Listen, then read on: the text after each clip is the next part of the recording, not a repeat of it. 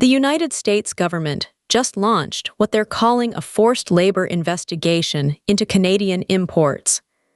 Let me say that again, because the sheer audacity of it needs to sink in. The United States, a country that still has prison labor enshrined in its constitution as legal slavery, is now investigating Canada for forced labor concerns. This happened 72 hours ago, and the ramifications are already tearing through every trade corridor between our two countries. The Commerce Department announced they're examining Canadian aluminum, softwood, lumber, and agricultural products under Section 307 of the Tariff Act. They're claiming potential connections to forced labor practices. And here's where it gets absolutely wild.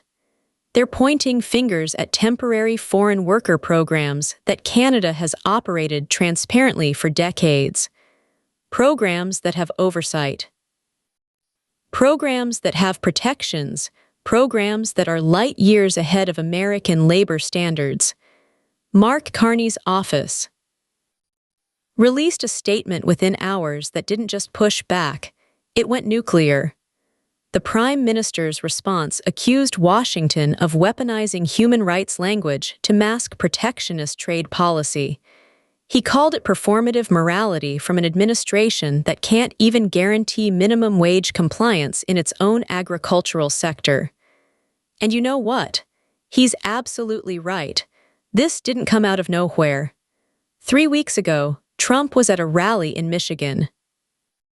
You remember the one where he was rambling about whatever crossed his mind. And he mentioned that Canada was stealing American jobs with cheap labor. Not China, not Mexico. Canada, a country where the minimum wage in most provinces is higher than 30 American states. Then 2 weeks ago, Commerce Secretary Howard Lutnick went on Fox Business and started floating this idea that North American supply chains needed integrity checks. He used that exact phrase, integrity checks for Canada, the same Canada that has stronger labor unions than the United States has had in 40 years. The same Canada that doesn't have right-to-work laws designed to destroy collective bargaining. 1 week ago, a leaked memo from the U.S. Trade Representative's office, and we got our hands on parts of this, suggested that the administration was looking for any justification to slow Canadian imports ahead of the 2026 USMCA review. They literally wrote, "Forced labor angle has political resonance in an internal strategy document. This was never about human rights. This was always about finding a morally palatable excuse to choke Canadian competition. And now here we are, a formal probe targeting Canada." While Trump simultaneously praises trade deals with countries that have actual documented forced labor operations on a massive scale. The hypocrisy isn't just breathtaking, it's suffocating. Prime Minister Carney didn't hold a standard press conference. He didn't issue a boring diplomatic statement. He went into Parliament, stood at that dispatch box, and delivered what political observers in Ottawa are already calling the most confrontational address toward the United States in 30 years. He said, and I'm reading directly from the transcript here, "Canada will not accept lectures on labor rights from a country that permits incarcerated individuals to work for pennies per hour and calls it rehabilitation. We will not accept trade barriers dressed up as human rights concerns from an administration that has systematically weakened worker protections at home." The chamber erupted standing ovation. And this is a minority government situation. Remember, opposition parties stood up and applauded. When was the last time you saw that kind of unity in any legislature on this continent? It's because Canadians across the political spectrum recognize this for what it is, bullying. But Carney didn't stop there. He announced immediate countermeasures. Canada is launching its own investigation into American agricultural imports, specifically examining whether U.S. prison labor, which is forced labor by any international definition, has touched any products entering Canadian markets. He's turning this entire thing around. And the legal ground he's standing on, it's solid. Because unlike the vague insinuations coming from Washington, Canada can point to the 13th Amendment, to documented cases, to actual policy. The Prime Minister also announced that Canada would be filing a formal dispute under USMCA Chapter 31 within the week. This triggers a process that could lead to tariff countermeasures that are legally protected under the trade agreement. We're talking about potential duties on American steel, on American vehicles, on American dairy trying to enter Canadian markets. And all of it would be legally justified as a response to what Canada is framing as a bad faith trade action. Now, let's bring this home, because this isn't just about politicians yelling at each other across the border. This affects real people making real decisions about their livelihoods. Right now, Canadian aluminum workers, there are about 30,000 of them directly employed in primary aluminum production, woke up this week to news that their industry is under investigation by the United States for forced labor. These are union jobs. These are workers making $60,000–$70,000 a year with benefits. They're being lumped in with the kinds of operations that international human rights organizations actually condemn. The psychological impact of that is real. The economic impact is already hitting. 2 Canadian aluminum producers have already reported that American buyers are delaying orders pending the outcome of this investigation. That's millions of dollars in revenue just evaporating because of political theater from Washington. Softwood lumber. This is the 3rd or 4th time we're going through this cycle with the United States, depending on how you count. British Columbia forestry workers have been dealing with American protectionism for decades. Every time there's economic anxiety in the U.S., suddenly Canadian lumber is the problem. Never mind that American home buyers rely on Canadian lumber to keep construction costs remotely affordable. Never mind that U.S. lumber production couldn't possibly meet domestic demand. Canada becomes the scapegoat, and now they're adding forced labor accusations on top of the existing tariff disputes. Workers in towns like Prince George, Williams Lake, communities where forestry is 70% of the economy. They're watching this and knowing that their jobs are being used as bargaining chips in Trump's political games. Here's what makes this especially insidious. The Trump administration knows these accusations are baseless. They know Canada has stronger labor protections than the United States. They know that Canadian temporary foreign worker programs have more oversight than similar American programs. They know all of this. The cruelty is the point, but more than that, the accusation is the point, because by the time Canada proves these allegations are false, and they will prove it, the damage is already done. Orders are already canceled. Supply chains are already disrupted. American competitors have already gained market share. This is the same playbook Trump used in his first term with the Section 232 tariffs, claiming Canadian aluminum and steel were national security threats.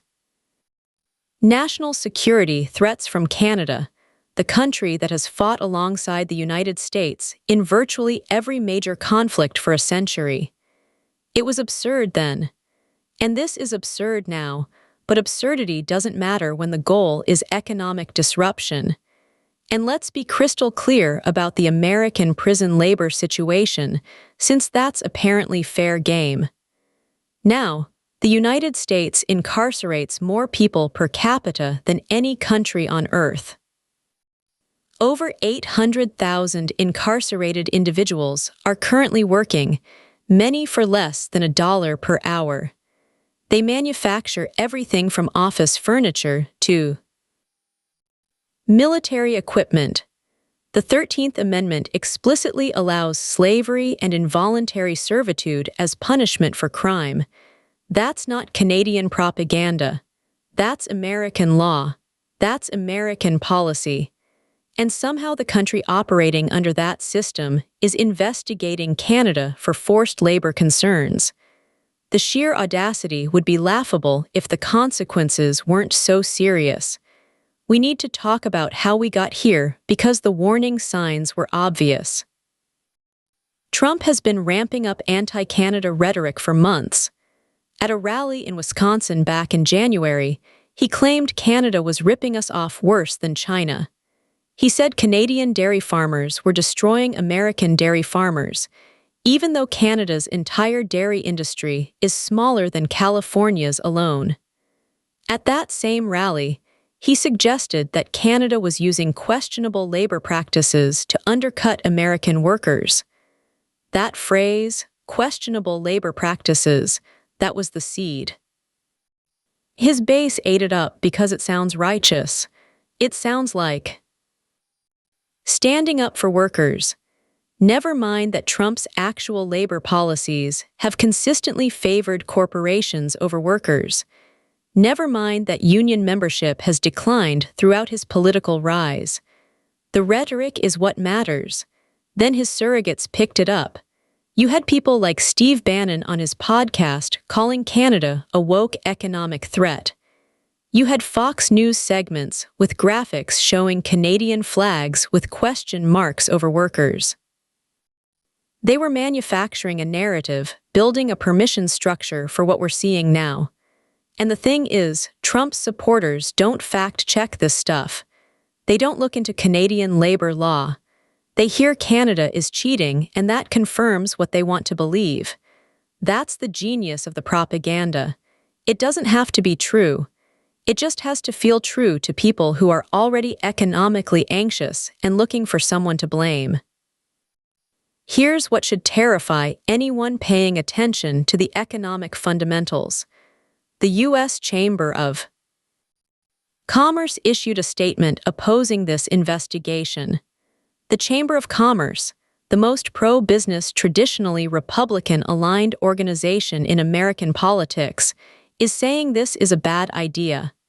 They're warning that disrupting Canadian trade will increase costs for American manufacturers, raise prices for American consumers, and potentially trigger a trade war that nobody wins. They're right. Canada is the #1 export market for 36 American states. 36. Any retaliation from Canada doesn't just hurt abstract trade numbers, it kills American jobs. The auto industry is already sounding alarms. Modern vehicle manufacturing is so integrated across the border that parts might cross between the U.S. and Canada 6 or 7 times before final assembly. You can't disentangle those supply chains without massive disruption and cost increases. A forced labor investigation that slows Canadian auto parts imports will shut down American assembly plants. It's not hypothetical. It's arithmetic. Agricultural trade groups are freaking out because they know what's coming. If Canada goes through with their countermeasures on American agricultural imports, farmers in the Midwest will lose access to a market that bought $25 billion worth of American agricultural products last year. That's real money in rural communities that are already economically fragile. But Trump doesn't care about any of that because the business community isn't his base anymore. He's playing to a populist narrative where any trade restriction sounds like protecting American workers regardless of the actual economic consequences. and he's willing to burn down decades of economic integration to score political points. What makes this moment different from previous trade disputes is Mark Carney's posture. Previous Canadian prime ministers, and I'm not criticizing them, this is just descriptive, tended to respond to American trade aggression with diplomatic caution. Lots of private negotiations. Lots of behind-the-scenes relationship management, public statements that were firm but measured. Carney is taking a different approach. He's matching Trump's bombast with moral clarity. He's not playing defense. He's going on offense. And politically, this is working for him in Canada because Canadians are tired of being pushed around by an administration that seemingly has no respect for the relationship. His approval ratings have jumped 11 points in the last week. 11 points.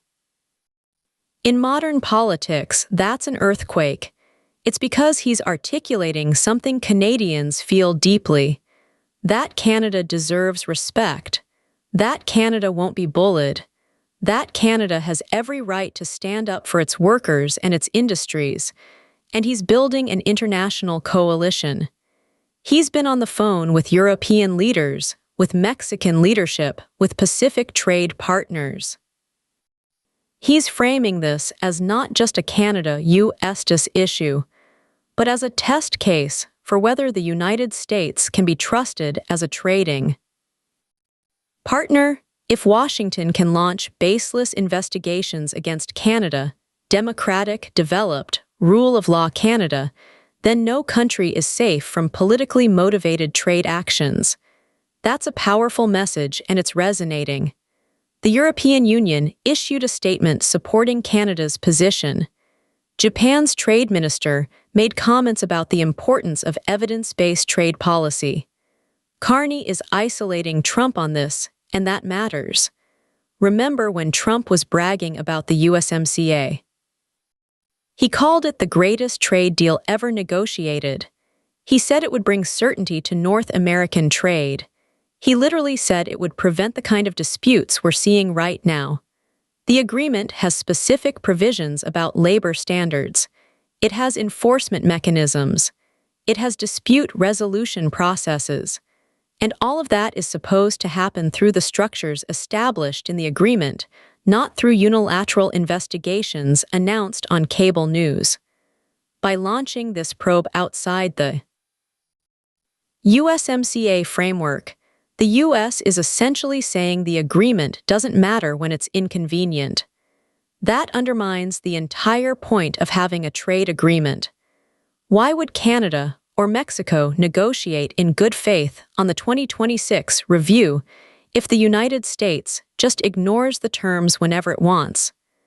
Trade lawyers are pointing out that this investigation might itself be a violation of USMCA obligations. The agreement requires parties to presume compliance unless there's credible evidence otherwise. The U.S. hasn't presented credible evidence. They've presented vague concerns and political rhetoric. That's not how this is supposed to work. Canada's legal team is already preparing arguments that this is a disguised restriction on trade, which is explicitly prohibited under Chapter 2 of the agreement. If Canada wins that argument in a dispute panel, and legal experts think they have a strong case, it would be humiliating for the Trump administration and would open the door for significant Canadian countermeasures. We're at an inflection point. The next 2 weeks will determine whether this spirals into a full trade war or whether cooler heads prevail. And right now, it's not looking good for de-escalation. Trump is scheduled to give remarks on trade policy at the end of this week. His advisors are split. The economic team, what's left of it, is reportedly urging restraint. They're showing him projections about what a trade war with Canada would do to inflation, to GDP growth, to his chances in 2024. But the political team, the people who understand his base, they're telling him to double down. They're saying this plays well in Michigan, Wisconsin, Pennsylvania. If Trump escalates, if he moves from an investigation to actual tariffs or import restrictions, Carney has already signaled that Canada's response will be immediate. We're talking about potential duties on billions of dollars of American goods within days. And because of the USMCA dispute, Canada is filing those. Countermeasures would likely be protected under international trade law. American business leaders are desperately trying to get through to the White House.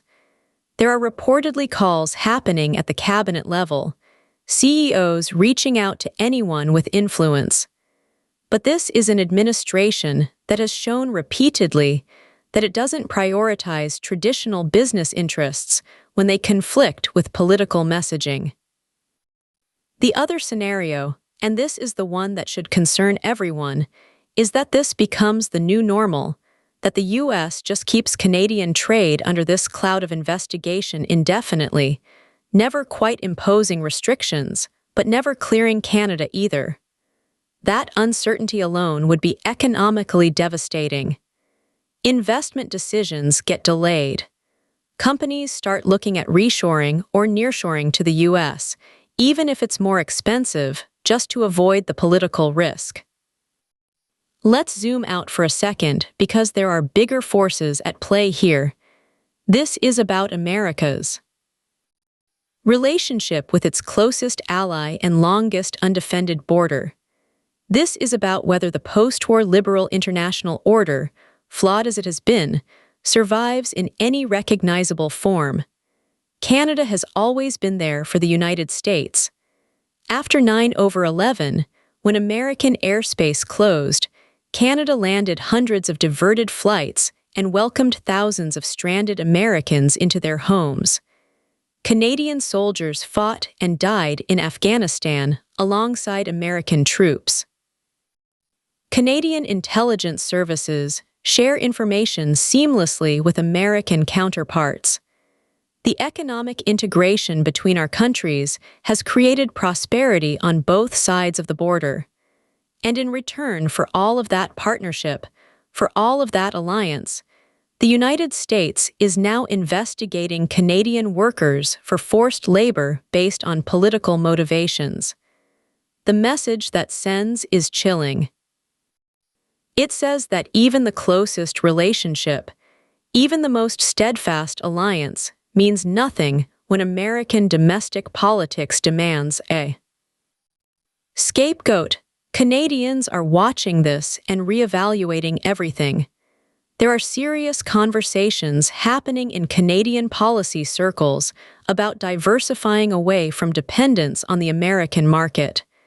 That's been discussed before, but never with this level of urgency.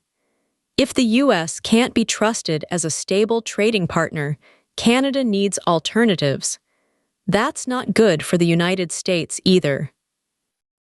American economic power has always been amplified by its relationships, by being the hub of global and regional trade networks.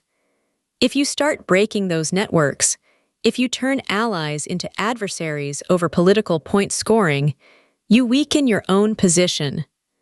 Throughout all of this, let's remember the actual workers on both sides of the border who are being used as justification for political theater. American workers aren't better off because their government is investigating Canadian labor practices. They're not getting raises. Their unions aren't getting stronger. Their health care isn't improving. This is performative populism. It's designed to make workers feel like someone is fighting for them without actually doing anything that would materially improve their lives. Real pro-worker policy would be raising the minimum wage, strengthening collective bargaining rights, expanding health care access, investing in education and training. None of that is happening. Instead, we get investigations into Canada. We get rhetoric about foreign threats. We get the theater of protection without the substance of policy that actually helps working people. And the tragedy is that some workers believe it. They believe that if we just get tough on Canada, somehow their lives will get better. It won't. It never does. Meanwhile, Canadian workers are watching their government actually stand up for them. Carney isn't just defending abstract trade principles. He's defending the dignity of Canadian workers who are being smeared with false accusations. He's defending industries and communities that are under attack. There's a reason his popularity is surging. People respond to leaders who actually fight for them. This investigation has a timeline. Under the relevant statutes, Commerce has to make a preliminary determination within 150 days. That puts us in early fall for some kind of official finding. But the political damage is happening now. The economic uncertainty is happening now. Every day this drags on. Canadian exporters are dealing with nervous American buyers. Every day this continues. Investment decisions are being delayed. Every day Trump keeps up the rhetoric. The relationship deteriorates further. And here's the thing, even if the investigation eventually finds no evidence of forced labor, which is the only possible legitimate conclusion, the damage won't be undone. You can't unring that bell. Companies that diversified their supply chains away from Canada won't instantly switch back. Trust broken doesn't automatically repair. This is why Carney is pushing for a resolution through the USMCA dispute process. He wants this adjudicated by a neutral panel that will look at the evidence, or lack thereof, and issue a binding ruling. He wants to force the United States to either present credible evidence or back down officially, and he wants it on a faster timeline than the Commerce investigation. The question is whether the Trump administration will engage with that process in good faith.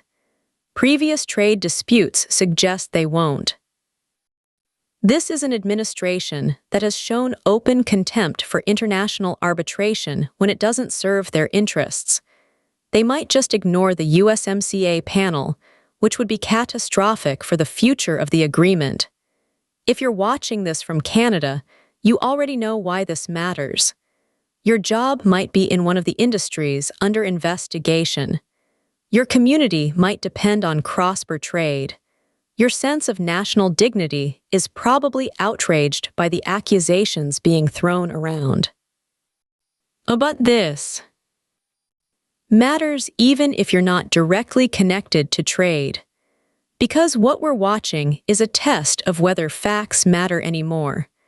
Whether rules-based systems can survive populist nationalism, whether democratic allies can maintain relationships in an age of political tribalism. If the United States can baselessly accuse Canada of forced labor, if they can ignore trade agreements when politically convenient, if they can treat their closest ally as an economic enemy, then what hope is there for international cooperation on anything? Climate change, security threats, global health, all of that requires countries working together in good faith. This is a microcosm of a larger breakdown. And whether it gets resolved or spirals into something worse will tell us a lot about the world we're living in for the next decade. The choice is stark. Either countries commit to working within the systems they've built, respecting evidence, honoring agreements, or we descend into pure power politics where might makes right and relationships mean nothing. The US-Canada trade relationship shouldn't be where that gets decided, but here we are. Mark Carney said something in his parliamentary address that keeps echoing. He said, "Canada will not be small to make others feel big." That line is resonating because it captures something essential about this moment. Trump's entire approach requires making other countries feel subordinate. It requires bullying and diminishment. Canada is saying no. Not with military power. They can't match the United States there. Not with economic size. They're a tenth the population. but with moral clarity and the courage to stand up regardless of the size differential that matters. The world is watching this. Small and medium-sized countries are watching to see if it's possible to stand up to the United States when the U.S. is acting in bad faith. Allies are watching to see what American partnership actually means under this administration. Adversaries are watching and taking notes about dividing the West. This probe, this investigation, these accusations, they might seem like technical trade policy issues, but they're really about the kind of world we're building. One where rules matter, or one where power is the only currency, one where alliances mean something, or one where every relationship is transactional and temporary. Canada has made its choice. Mark Carney has made his position clear. Now, we wait to see how the United States responds, whether this gets resolved, or whether it's the beginning of something much worse. Stay tuned, because this story is far from over, and what happens next will shape North American relations for a generation.